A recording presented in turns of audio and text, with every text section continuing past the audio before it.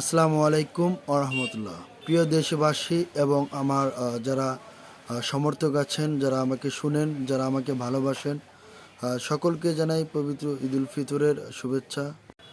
ঈদ মোবারক।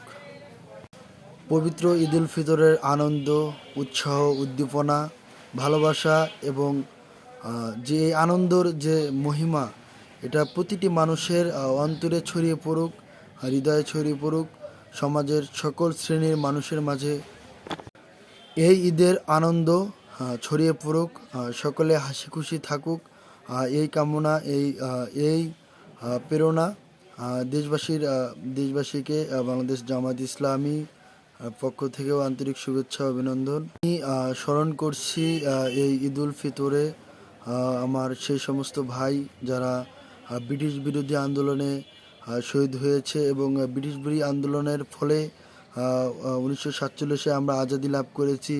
47, 52, 56, 62, 69, 71 এবং সর্বশেষ 90 এবং 24। এই আন্দোলনে প্রতিটি ভাই, প্রতিটি ব্যক্তিকে আমি স্মরণ করছি।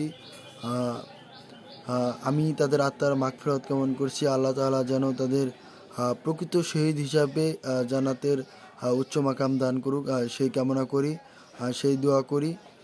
আমি বিশেষ করে স্পেশালি স্মরণ করছি বাংলাদেশ জামায়াত ইসলামীর যারা কেন্দ্রীয় দায়িত্বশীল ছিলেন, সাবেক আমির শহীদ মাওলানা মতিউর রহমান নিজামী, সেক্রেটারি জেনারেল আলী হাসান মুজাহিদ, নায়েবে আমির আল্লামা দিলওয়ার হোসেন সাঈদী সহ যারা শীর্ষ নেতৃবৃন্দ যারা শাহাদাতের নজরানা পেশ করছে, তাদেরকে আমি স্মরণ করছি জুলাইয়ের অগ্নিগর্ভে, রক্তগর্ভে যারা শহীদ হয়েছে, জুলাইয়ের রক্তাক্ত মাঠে যারা শহীদ হয়েছে, আমার ভাই আবু সাঈদ, শহীদ মীর মুগ্ধ, ওয়াসিম সহ প্রত্যেকটি শহীদকে আমি স্মরণ করছি যারা এই জুলাই আন্দোলনে আহত হয়েছে, পঙ্গুত্ব বরণ করেছে, চোখ হারিয়েছে।